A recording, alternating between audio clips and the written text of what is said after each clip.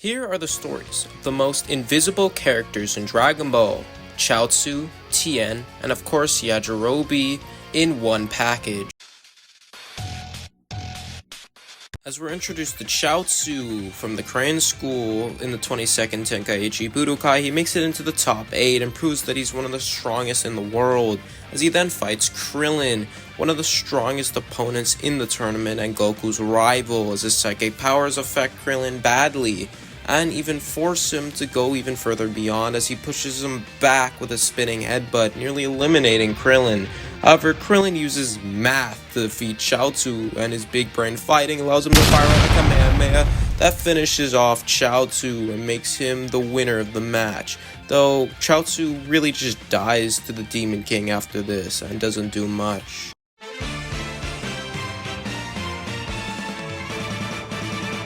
Chiaotzu is revived, and he trains with Tien for the 5 years in the Saiyan attack, and he eventually gets the chance to explode on Nappa and sacrifice himself to take out the Saiyan, and he does, exploding and becoming a martyr, and seemingly killing Nappa, except he barely even affects him, as he only gets a couple cuts and destroys a bit of his armor, showing that Nappa's a big threat. And even with Tien's rage, Nappa still defeats Tien and proves Chiaotzu's death to be worthless.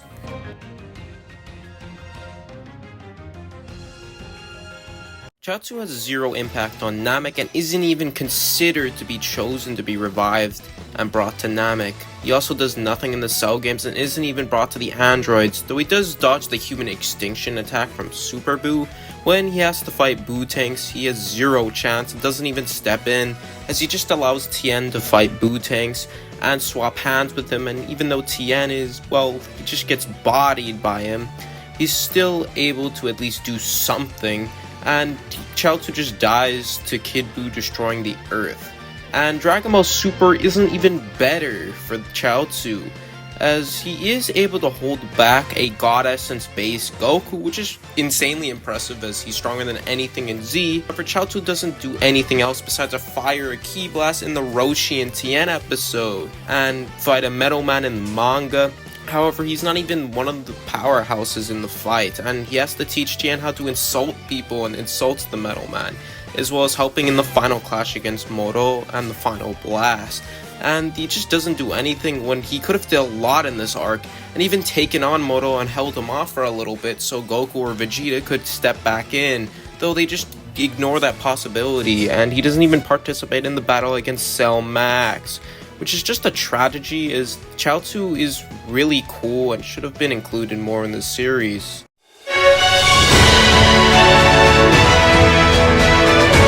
While Chiaotzu has had a very hard time in the Dragon Ball series, he's still a cool character. I mean, he put up a good fight against Krillin, and he has great abilities like psychic powers, which could have been expanded upon more.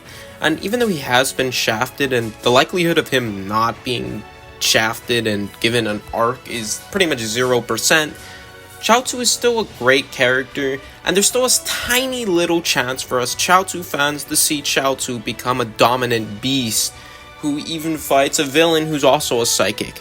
And who knows, maybe in Dragon Ball Daimao he fights one of the demons and actually does pretty well, or even beats one. Who knows, as that series is going to be a pretty cool renaissance and Toriyama's last legacy.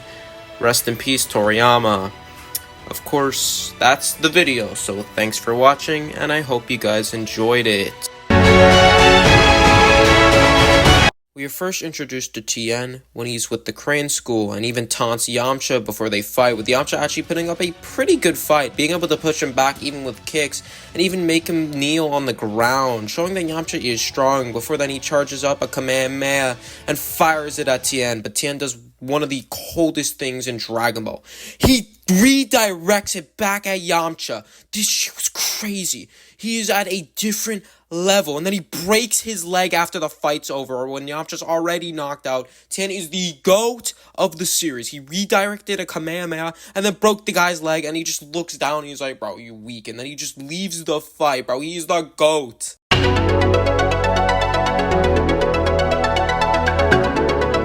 Tien faces off against Jackie Chun, the previous winner of the tournament, in the semi-finals, as he goes blow for blow with him, proving why Jackie Chun had won the tournament previously.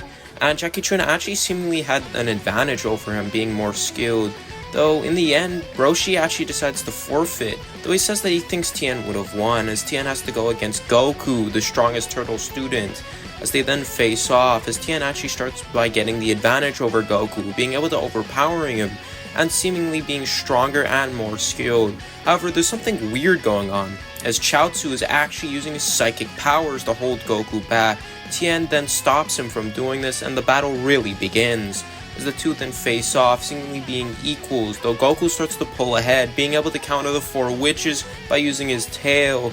And then, when Tien uses the solar flare and tries to blind Goku, Goku's able to get the advantage by getting the sunglasses from Roshi using his speed, as Tien charges up his strongest attack, the Tri-Beam, and tries to finish Goku, though Goku's able to dodge it and hit Tien with a headbutt. It was about to seem like Goku was about to win, though Goku was hit by a car before he could have gotten the advantage, making Tien the winner of the tournament. However, in the next saga, Piccolo kills Chiaotzu and Roshi, and this inspires Tien to learn the Mafuba technique, as after his victory he actually thinks he could even defeat Piccolo, though he's beaten up by Drum easily, and is forced to be saved by Goku after he had drank the Ultra Divine Water, as Goku's able to one-shot Drum before then defeating the Demon King himself, showing that Tien is not strong enough. To mitigate this, he then trains with Korin, and is able to get stronger. However, his friend Chiaotzu is defeated by an old master who hated them now, Tao Pai Pai, as he then faces off against him in the quarterfinals of the 23rd Budokai. And it's seemingly like Tien had the advantage until Tao cheated and used a weapon to create a scar on Tien, though Tien's eventually able to pull out the victory anyway, using his righteous anger against him, as he then faces off against Goku in the semi-finals. However, this time it's not as close as you would think, as Tien is able to put up a good fight and force Goku to take off his weights, though he's eventually defeated by Goku, as Goku is just too fast and too powerful, with Goku then going off to defeat Piccolo Jr. in the final round, proving his strength as the strongest in the world.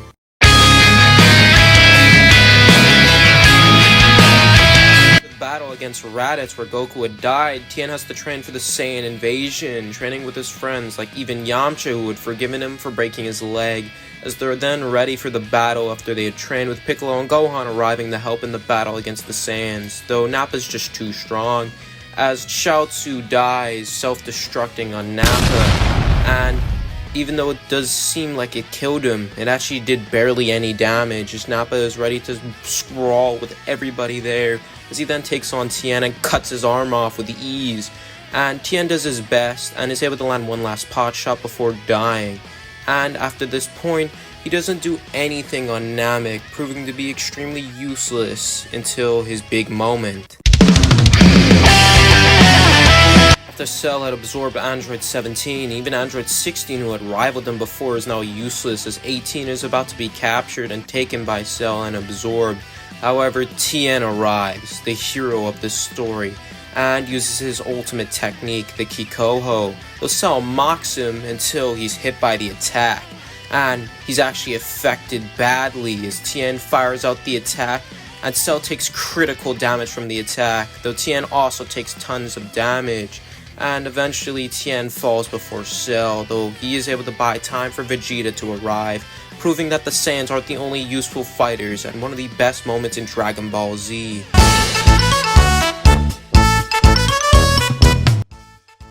Though Tien gets a chance to fight Boo-Tank's one of the strongest characters in Dragon Ball Z, he is just easily defeated by him, so it doesn't really do a lot for his character, besides showing he's still kinda loyal. Though Dragon Ball Super then mangles his character and makes him pretty irrelevant, as he fights Frieza soldiers in Resurrection F in the 1000 soldier fight, and he does do pretty well, I can't lie. Though after this, he gets literally one-shotted by Tagoma, a random, probably weaker than Zarbon and Dodoria before his training. Though he does open a dojo later in Super right before the TOP, and has many students, and he is a decent master.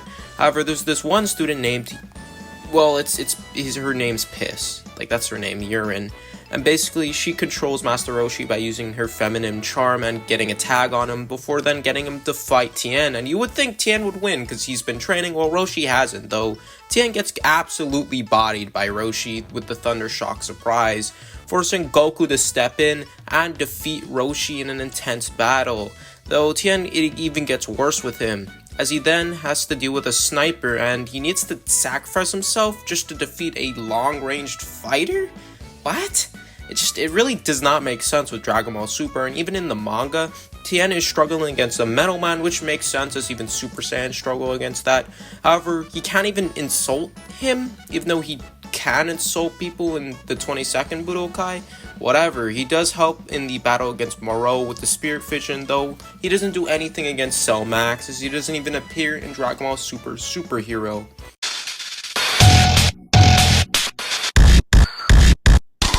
Well, Tien has fallen, and we can see this when initially he could defeat the main character, Son Goku, and now he's struggling with a villain of the week in the Sniper in the Tournament of Power. However, Tien has fallen, and we can clearly see this. However, people still really like Tien, and he could still rise, and there's still chances that he can.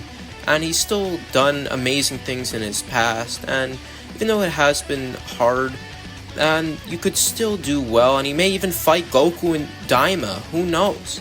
I know Tien has gone through a rocky patch, but there's still a chance in Dragon Ball Daima, and there's still a chance for even us, even with all the hard times that are going on with all of real life, we can still do well shown with Tien, and he may even appear in my channel for a new video, so yeah, that's the video.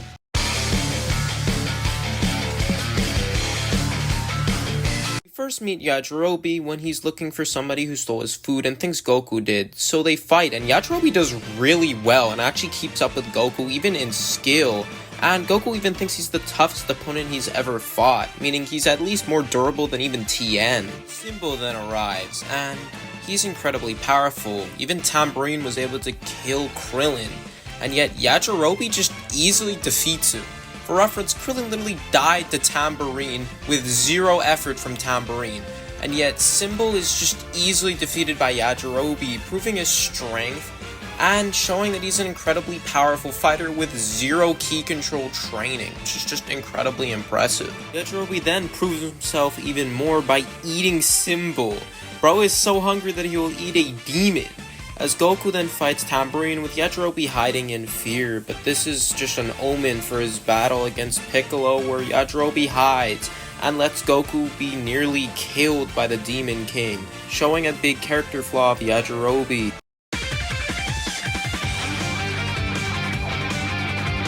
After being such a coward, Yajirobe decides to take Goku to Korin's tower to help the boy, and this allows Goku to get the Ultra Divine Water and drink it, showing great courage to show Yajirobe, which he would inherit later, as he then goes to defeat Piccolo, and is able to do it with all of his strength, and Yajirobe catches him, saving Goku's life from falling to his death. As Yajirobe doesn't do much except go to the 23rd Tenkaichi Budokai, until the Saiyan Saga, where he does a lot and shows his courage that he had grown, willing to train on the lookout even though he didn't have to, and train for the Saiyan attack, as he eats a lot but he also trains hard and it grows to a power level of 918, and he also eats out of Krillin's ass, which is just very interesting, but he's doing his best to fight. Though he does avoid the bloodbath of Nappa being too scared to fight, an even greater threat is eventually released as Vegeta, the stronger of the Saiyans, turns into a great ape just like Kid Goku, and his power is incredible, way too much for the fighters, as Yajirobe watches as Gohan and Krillin are beaten around by the ape.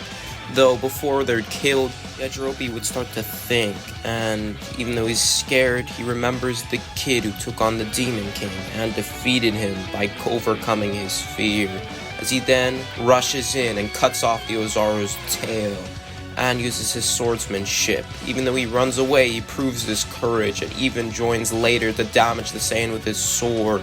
And all of this allows for them to win and for Vegeta to be defeated and run away from the Earth.